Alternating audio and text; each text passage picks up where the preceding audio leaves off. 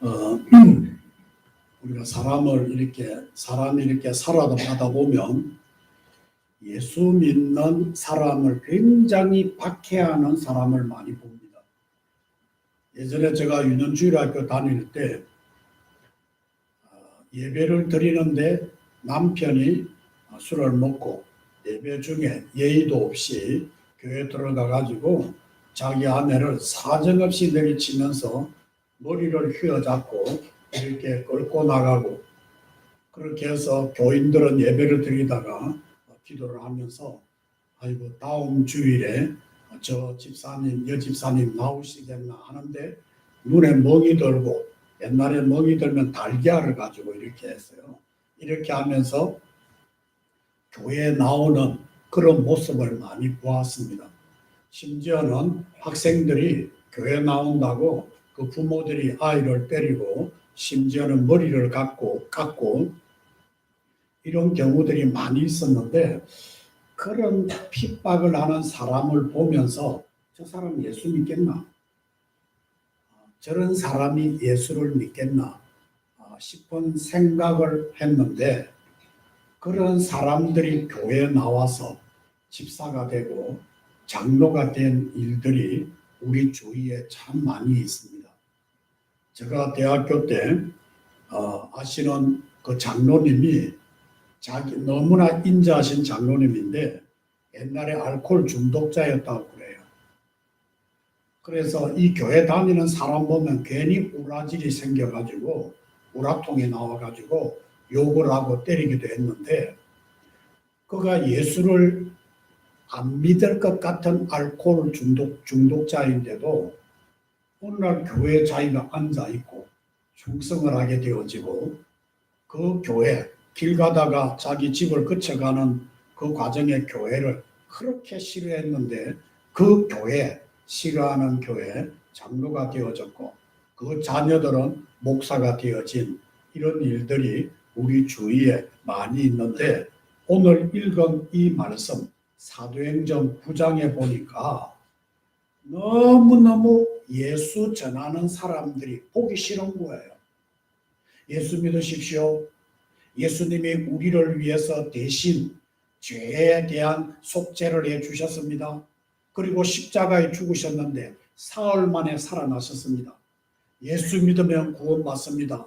내가 죄인에서 의인이 되어지고 죄인에서 하나님의 나라 갈 수 있는, 이래 전하는 것이 듣기 싫은 거야. 이 바울이 오늘 여기 사울이었지만은 나중에 계명을 해서 바울이라고 계명을 했습니다. 그래서 우리는 종종 하나님을 적대하는 사람들을 보면서 저 사람은 절대로 안 변해, 저 사람 예수 믿을 사람이 아니야, 그렇게 말하는 걸 듣기도 합니다. 하지만 성경은 그런 사람들을 하나님께서 가장 강하게 그리고 가장 은혜롭게 바꾸신다는 것을 보여주십니다. 오늘 본문에 나오는 사울은 그 대표적인 인물입니다. 그는 교회를 핍박하는 사람이었는데 예수 믿는 그 전하는 사람이 보기 싫어서 심지어는 죽이기까지 한 사람입니다. 그리고 예수 믿는 사람을 잡아 가두고 죽이는 그 일을 하나님을 위하는 일이라고 자기는 믿었습니다. 그런데 바로 그가 예수님을 만나가지고 사도 바울, 예수님을 죽을 때까지 전하는 사람으로 바뀌는 장면이 오늘 이 장면입니다. 이 장면이에요. 오늘 말씀을 통해 우리는 한 인간이 어떻게 예수님을 만날 때 완전히 새 사람이 되는가를 살펴보면서 우리 자신의 믿음의 자리도 다시 한번 점검하려고 합니다. 오늘 이 사도행전 9장 1절에서 2절에 보면 이 사울의 열심이 대단합니다. 그런데 이 열심은 잘못된 열심이에요. 잘못된 열심.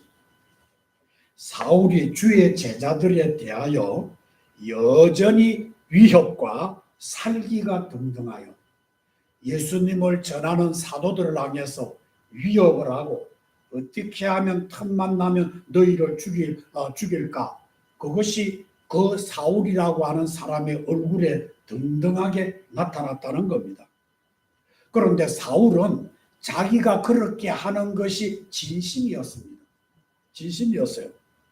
그런데 여러분들 진심이라고 해도 그것이 진리는 아닙니다.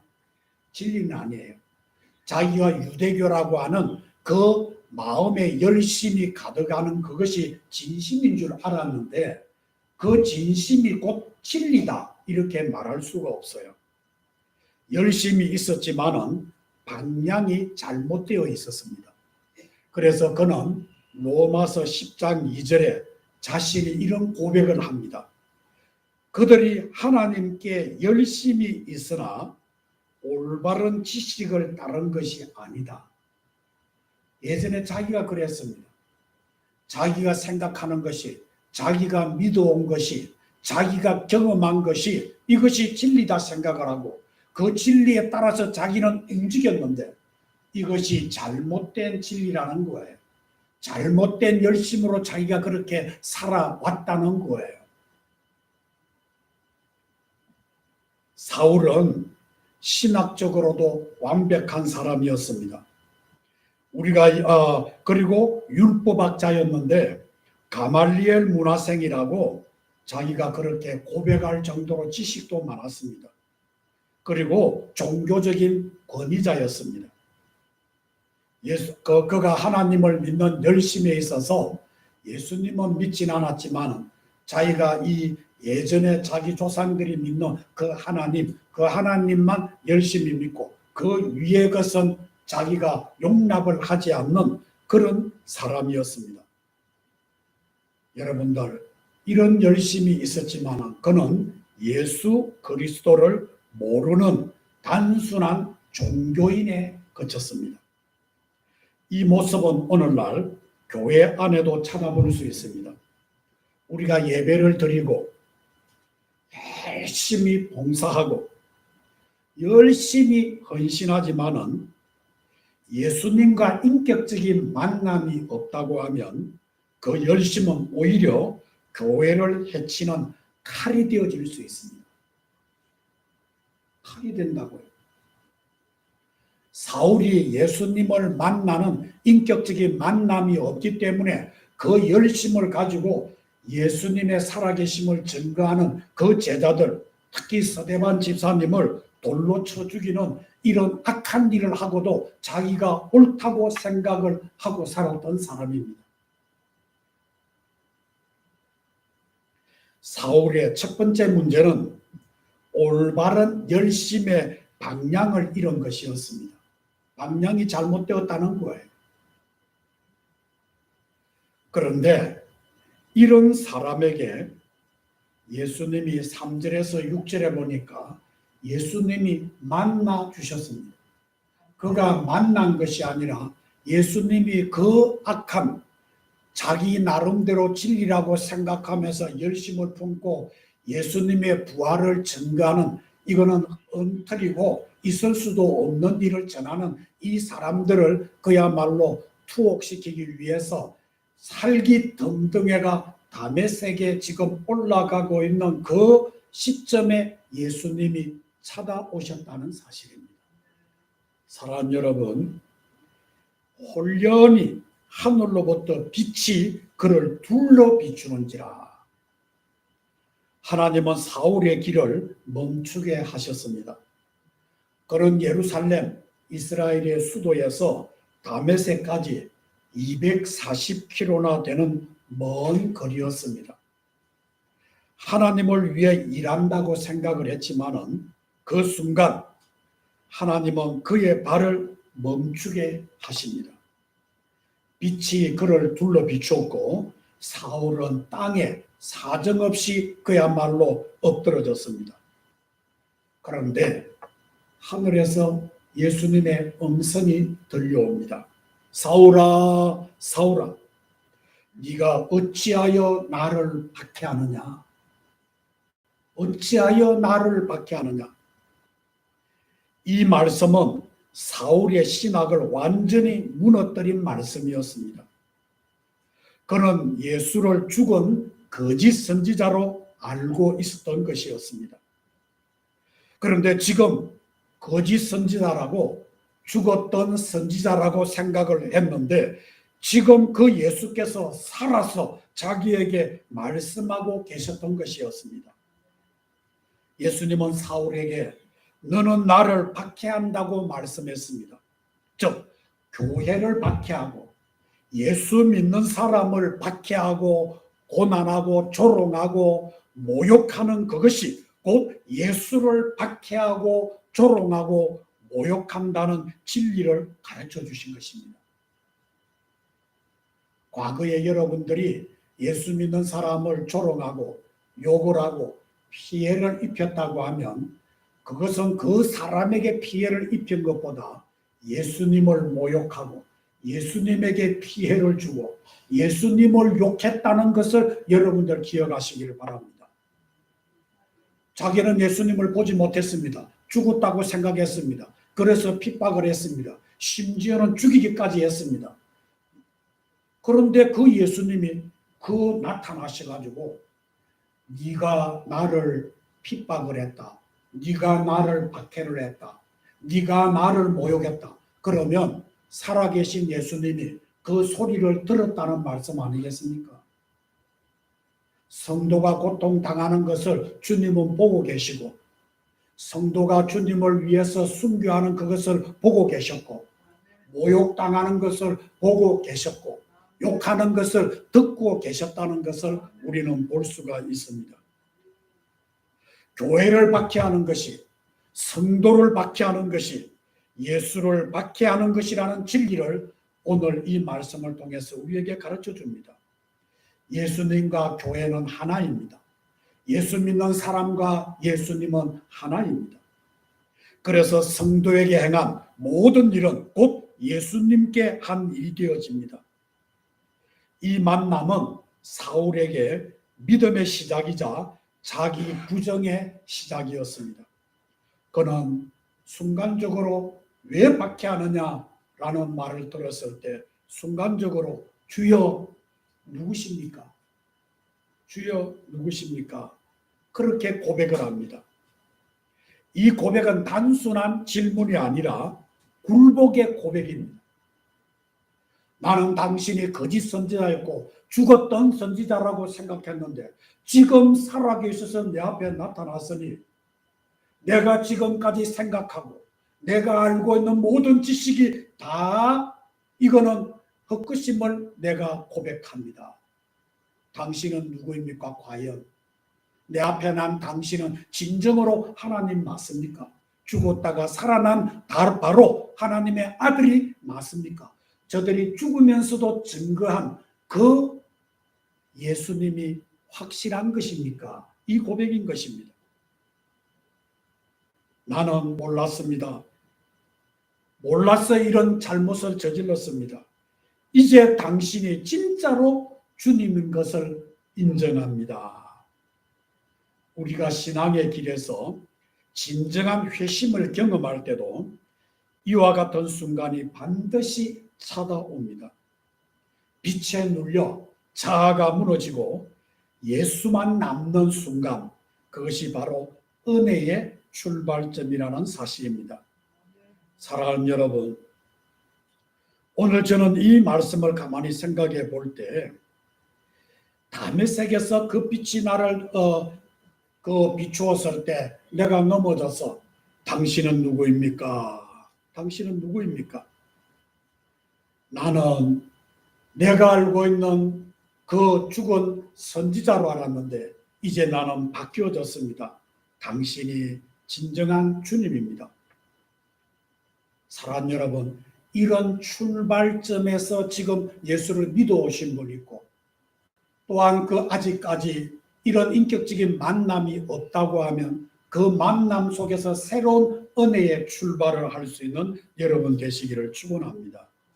7절에서 9절에 보니까 사흘 동안 눈이 멀어가지고 어두움 속에 있었다. 그 빛이 너무나 강렬해 가지고 볼 수가 없습니다. 며칠 동안, 사흘 동안. 사흘 뒤에 눈을 떴지만은 아무것도 보지 못했습니다. 그는 다메섹으로 끌려가서 3일 동안 보지도 먹지도 마시지도 않았습니다. 하나님은 사울을 철저히 무너뜨리고 다시 세우기 위한 시간을 사흘 동안 주셨습니다. 사울이 눈이 멀었다는 것은 단순한 육체적인 현상이 아니라 그가 그동안 의지했던 지식, 신념, 자만이 그 3일 동안 깨어진 거예요. 내가 왜 몰랐던가? 내가 왜 핍박했던가? 내가 왜 예수를 증거하는 그 세대반을 죽였던가?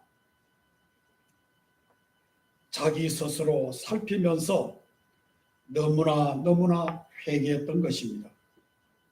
그동안 율법의 빛 아래 살던 그가 이제는 은혜의 빛을 보기 위해서 어두움 속에서 준비되고 있었습니다.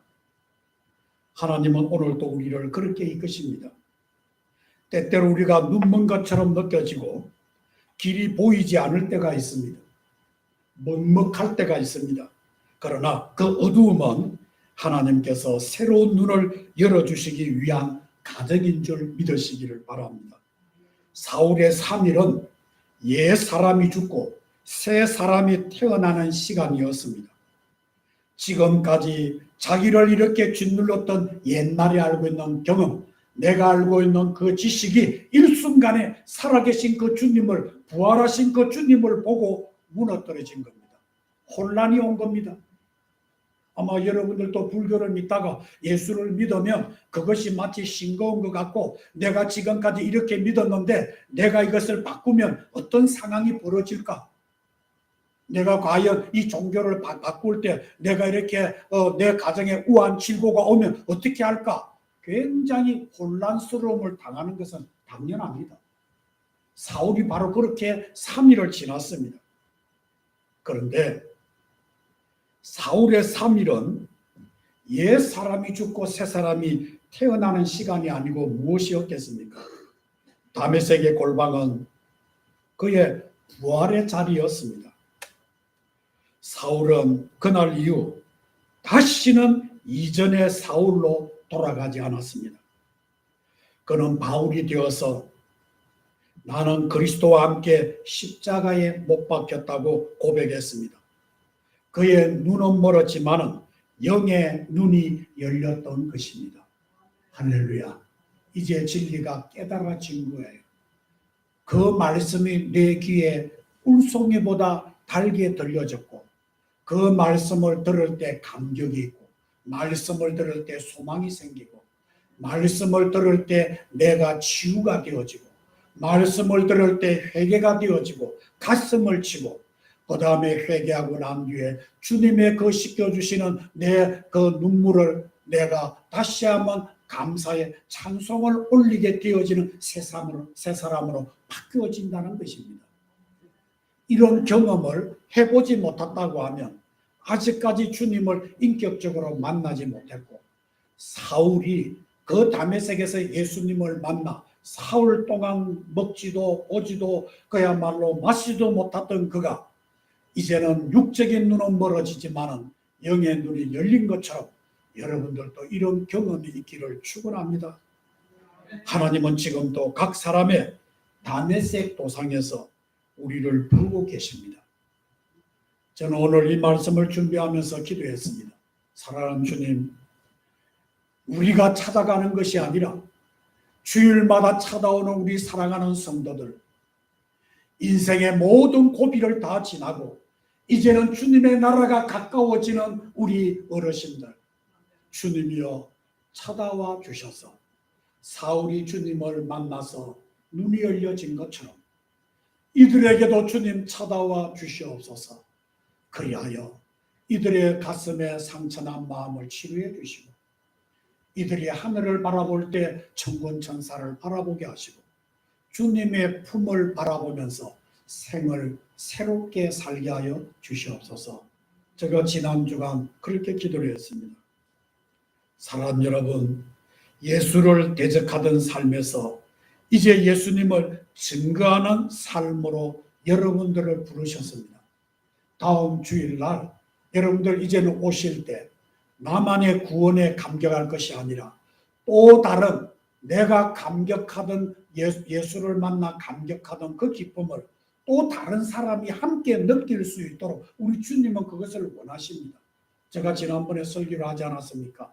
이런 양을 내일 되면 환경이 이러니까 내가 시간이 없으니까 때 되면 찾지 그 양은 죽습니다. 냉수에게 물려 죽을 수도 있고 그 다음에 절벽에 떨어질 수도 있습니다.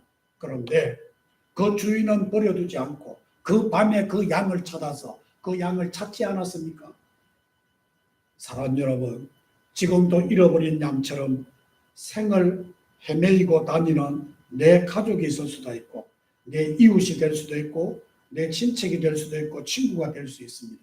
내가 전도할 수 있는 사람이 없는데요. 여러분들 미장원에 가십시오. 그 사람에게 부탁하십시오. 그 다음에 주위에 내가 사는 상점에 가십시오. 한 번이라도 부탁하십시오. 그렇게 해서 함께 이 빈자리를 채우면서 우리 주님의 기뻐하시는 그 모습을 여러분들 한번 상상해 보십시오. 그 새로운 사람들이 예수를 만나서 기뻐하는 그 모습은 내가 구원받는 것보다 더 큰 기쁨이 여러분에게 있어질 줄로 믿습니다. 사랑하는 여러분, 오늘 이제는 여러분이 예수님을 대적하는 삶에서 예수님을 증거하는 삶으로 바뀌어지기를 바랍니다. 이제 저는 이 말씀을 통해 세 가지만 기억하기를 원합니다. 첫째로 뭐냐? 잘못된 열심을 내려놓으십시오. 잘못된 열심을 내려놓으십시오. 하나님께 드리는 헌신은 반드시 복음 중심 예수님을 향해야 됩니다.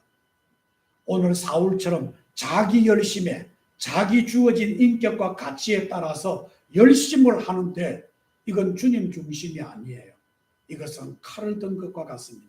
남에게 상처를 줄 수 있습니다. 그러니까 여러분들은 잘못된 열심을 내려놓기를 바랍니다. 내가 이렇게 하는데 왜 인정을 해주지 않지? 내가 이렇게 하는데 저 사람은 왜 가만히 있지? 비교를 하면서 자기의 열심을 드러내려고 하는, 인정을 받으려고 하는 그 열심은 그 사울과 오늘 본문에 있는 사울과 다를 바가 없다고요. 다를 바가 없다고요. 사울이 예수님을 만나는 순간에 그 열심이 얼마나 부질없는 것인가를 그는 평생 동안 자책하며 살았다니까요. 두 번째로 어두움의 시간도 은혜라는 것을 아시기를 바랍니다. 하나님은 때로는 사울이 강력한 빛에 의해서 땅에 엎드러져 가지고 사흘 동안 보지도 먹지도 마시지도 못했다고 했습니다. 그 길이 멈추어졌습니다. 때로는 우리가 잘못된 이런 일을 가지고 열심을 갖다가 내 고집을 옳다고 생각하는 그 고집을 내려놓고 주님 앞에 엎드릴 때 비로소 진정한 만남이 이루어집니다. 사랑하는 여러분, 빛 앞에 저도 엎드려지십시다. 빛 앞에 엎드리자고요. 빛이 강렬하 비칠 때 여러분들 하나님 앞에 나의 교만을 내가 알고 있는 것을 다 내려놓고 주님이 무엇라 말씀하시는가 여러분들 귀담아 들으십시오. 목사의 설교를 귀담아 들으십시오. 말씀을 여러분들 열심히 보십시오. 말씀을 통해서 나에게 말씀하시고 목사의 설교를 통해서 나에게 말씀하시는 거예요. 나의 잘못이 할 때는 내려놓고 하나님 앞에 회개의 시간을 갖는 것. 그리고 때로는 우리가 멈출 때 하나님께서는 새로운 길을 여시기 위함인 줄 여러분들 믿으시기를 바랍니다. 멈추는 것이 나를 퇴보하는 것이 아니에요. 때로는 답답하고 때로는 뭐냐 하면 견딜 수 없는 아픔이 나의 길을 막을 때 왜 하나님이 내 길을 막느냐? 왜 보지도 못하게 하느냐? 왜 먹지도 못하게 하느냐? 왜 마시지도 못하게 하느냐? 여러분들 원망하지 말고 그 자리에 여러분들 서서 하나님의 음성을 들으시기를 바랍니다. 내가 이렇게 하기 위해서 너를 멈추었다. 이제는 너희 가는 길이 새로운 길이 되어질 것이다. 사랑하는 여러분, 결론으로 말씀을 드립니다. 사울의 다메섹 사건은 단지 한 사람의 회심의 이야기가 아닙니다. 그것은 오늘 우리 모두의 이야기입니다. 우리가 예수를 만나는 자리마다, 우리가 엎드리는 순간마다 그것이 바로 다메섹 도상이 되어집니다. 오늘도 주님은 우리에게 말씀하십니다. 누구야? 다시 말하면 호영아 네가 어찌하여 나를 박해하느냐? 나는 네가 박해하는 예수라. 주님, 나는 당신을 박해한 적이 없습니다. 아니야. 교회를 박해하고 예수 믿는 사람을 박해하고 욕하고 능욕하고 손해를 끼치는 그 행위가 나에게 한 행위니라. 사랑하는 여러분, 오늘 그 음성에 여러분들 응답하십시다. 주여, 그러면 내가 이제부터 무엇을 해야 하겠습니까? 그 고백이 오늘 우리의 회심이요 새로운 시작이 되어질 줄로 믿습니다. 저는 오늘 긴 설교는 하지 않겠습니다. 사랑하는 여러분, 다음 주일날 우리는 이렇게 추수감사절을 지키며 1년 동안 하나님께서 나에게 베풀어 주신 은혜를 샘하면서 감사하는 시간이 추수감사절입니다. 여러분도 우리가 이 성경에 감사라고 하는 말이 어떤 분이 한 365번 정도가 나오는데 이 일은 매일 감사합니다. 그렇게 살아가라고 했다는 말이에요. 우리는 이 주어진 이 감사를 내 삶에 있어서 종종 잊어버리기 때문에 특별한 절기를 통해 가지고 잃었던 그 감사, 다시 말하면 내 부모에게, 내 자녀에게, 그리고 또한 여러분들은 목사에게, 때로는 목사는 여러분들 성도들에게, 그리고 또한 저는 며칠 전에 유튜브를 보면서 내가 너무너무 마음에 충격을 받고 눈물을 흘리고 심지어는 구토까지 했습니다. 지금 수단이라고 하는 아프리카의 나라가 있습니다. 이 수단이라는 나라는 여러 부족으로서 한 나라가 되어졌습니다. 그래서 이 부족끼리 지금 내전이 벌어졌는데 인종을 다른 부족에서 이 어린 아이를 그냥 죽이는 거예요. 자기 어머니가 그 아이를 안 뺏기려고 하는데 이것이 앞으로 이 나라가 다른 부족에서 이 악의 시의 권한을 말려야 된다. 그 아이를 뺏어가지고요.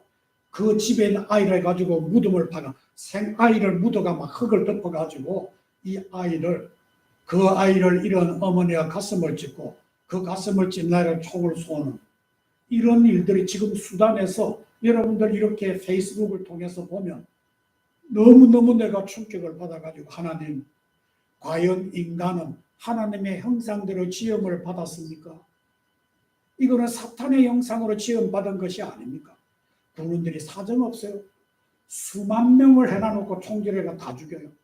그 들판에 수없는 시신들이 있고 그 시신에 자기 부모를, 자기 자식을, 자기 아내를, 자기 남편을 찾기 위해서 살아있는 사람들이 그 시신을 밟고 있는 모습. 사랑하는 여러분, 대한민국에 조금 불만이 있겠지만 이 대한민국에 내가 태어나서 여러 종교가 다툼 없이 이렇게 살아가고 있다는 것 여러분들 감사하지 않으십니까? 내 나라가 있다고 하는 것 이거 감사하지 않습니까? 하나님, 내 살아생전에 이 전쟁의 비극을 이제는 막아주시고 내 대한민국에 이렇게 발전할 수 있는 축복된 은혜를 주심을 감사합니다. 여러분들 이 나라 불평하기 전에 이 나라가 있다는 것, 조국이 있다는 것 감사하고 이 나라가 하루바삐 서로에 주어진 진영의 논리, 지역의 논리, 그 다음에 사상의 논리가 무너지고 우리가 한 마음이 되어서 정말 그 위에 있는 관에 있는 사람들은 백성을 사랑하고 백성은 서로 믿어서 이 나라가 새롭게 새로운 어떤 발전의 계기가 될 수 있도록 하나님 해 주십시오. 여러분들 기도하는 것은 저와 여러분의 일입니다. 감사하지 않습니까? 때로는 내 부모가 살아있다는 것만으로도 감사가 되어지고 때로는 내 자식이 이런 어려움을 당치 않고 내 자식이 반듯하게 나에게 잘해주느냐 못해주느냐 여러분들 그거 셈하지 마십시오. 자식은 잘하면 이제는 자기의 주어진 자식이 또 있기 때문에 어떻게 하든지 간에 부모에게 하는 것보다 자식의 아내와 행복하게 자식과 잘 사는 것, 그거 보는 것으로서 효한 거예요. 자식이 효한 거예요. 내한테 잘 안 해준다고 그 자식을 미워하거나 내가 어떻게 그랬는데, 저는요 옛날에 폭삭 속았수다 그 드라마가 있었어요. 그런데 그게 보니까 어느 사람이 자기 그 아들을 그 서울대학인데 그 며느리를 보기 전에 그 사람이 그 배우가 연기를 너무 잘하더라고요. 그 아들을 보면서 이 아이는 나의 자존심이고 나의 프라이드고 나의 인생이다. 자기 아들을 보고 그러더라고요. 며느리가 그 가문이 형편없고 제주도고 그 다음에 돈도 없고 머리는 똑똑하지만은 자기 이렇게 아들이 사랑한 그 여자친구라고 결혼할 상대라고 하니까 그 엄마가 못마땅한 거예요. 그런데 그 가정이 평안하겠습니까? 평안하지 않습니다. 그런데 내 자식이 여러분들 돌아보면서 감사하고, 또 자식된 우리는 부모가 있으니까 감사하고, 내 나라가 있으니까 감사하고, 내 직장이 있으니까 감사하고, 병원들은 병은 좀 있지만은 내가 걸을 수 있어서 감사하고, 할렐루야. 우리 하나님 앞에 감사하는, 이게 추수감사절이라니까요. 그래서 여러분들 다음 주일에 오실 때 정말 이 추수감사절이 축제가 되어지고, 무엇보다 기쁜 것은 이 잔치는 하나님이 새로운 생명을 데려오는 것을 가장 기뻐하십니다. 다음 주일에 혼자 오지 마시고 손을 꼭 잡고 또 다른 사람이 나와 함께 하나님의 자녀가 되는 환상을 보면서 여러분들 이 축제의 기쁨을 함께 나누고 잃어버렸던 감사를 회복하는 우리 귀한 사랑하는 성도가 되시기를 주의 이름으로 축원합니다. 기도하겠습니다. 사랑하는 주님, 감사합니다. 오늘도 이렇게 귀한 이 시간을 통해 말씀을 듣게 하시니 진심으로 감사를 드립니다. 우리 사랑하는 성도들 건강을 주시고, 오늘 이 말씀대로 예수님을 알지 못했던 그 사울에게 찾아오셨듯이 오늘 이곳에 찾아와 주시옵소서. 만나 주시옵소서. 새로운 삶의 터닝 포인트가 되게 하여 변환의 시간이 되게 하여 주시옵소서. 예수님 이름으로 기도드립니다. 아멘.